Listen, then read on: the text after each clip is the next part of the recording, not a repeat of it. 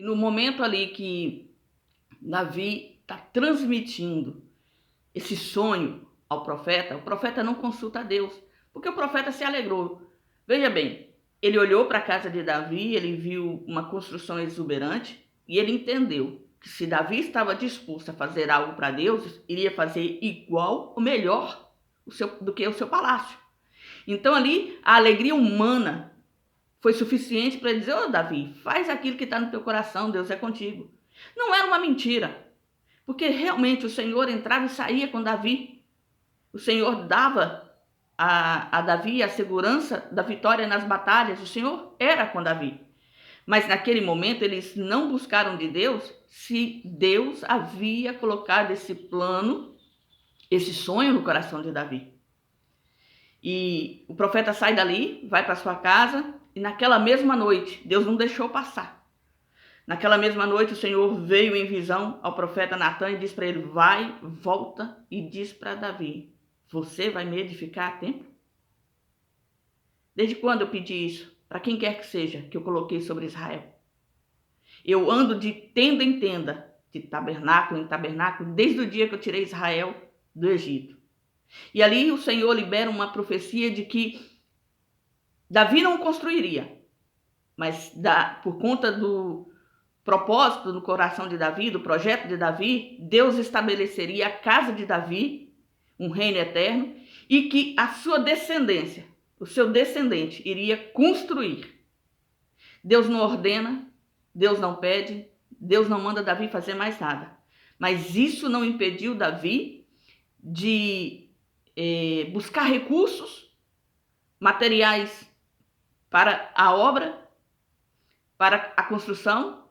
Ele preparou o terreno, ele preparou os recursos para que o seu filho, que viesse a governar depois dele, concretizasse, realizasse o desejo do seu coração de construir para o Senhor o templo. E assim o foi.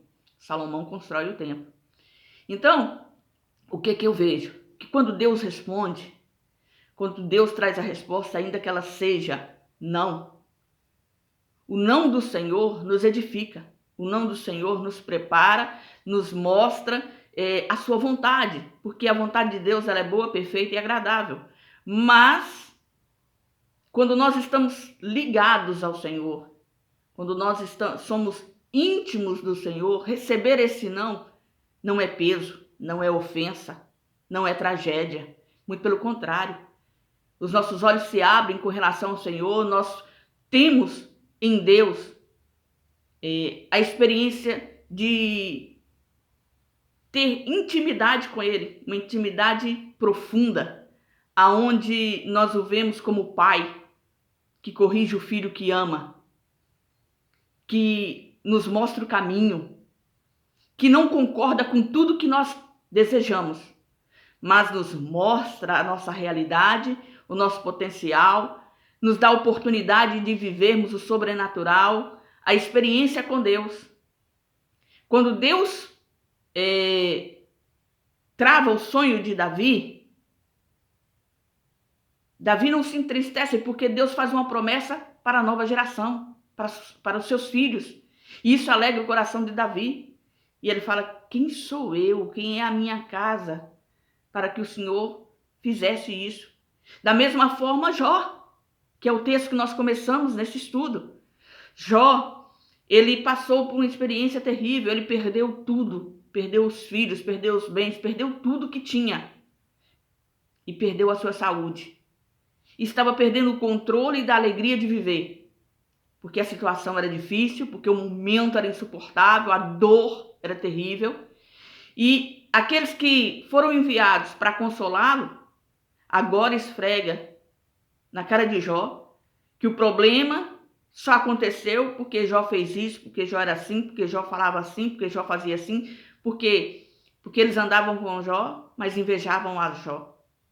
Eles não eram íntegros para com Jó. Eram homens retos, sinceros, honestos, mas não tinham integridade. Porque o pensamento deles era que Jó era alguém que era exibido, era alguém arrogante, era alguém que cometia atrocidades como não ajudar a viúva, não ajudar o órfão, sendo que, muito pelo contrário, Jó sempre foi honesto, íntegro e temente ao Senhor, e desviava-se do caminho do mal. Isso foi testificado e testemunhado pelo próprio Deus. Mas o que eles não sabiam é que o Senhor estava observando, e no momento certo, na oportunidade certa, o Senhor vem, e de um redemoinho o Senhor fala ao coração de Jó, o Senhor fala com Jó, o Senhor argumenta, e o Senhor mostra para Jó a sua soberania, a sua onipotência, o seu poder, e revela para Jó a sua grandeza, e Jó ali se vê como um homem vil, pecador, dependente desse amor, dependente dessa misericórdia, dependente desse perdão. E Jó se alinha e se conserta com Deus.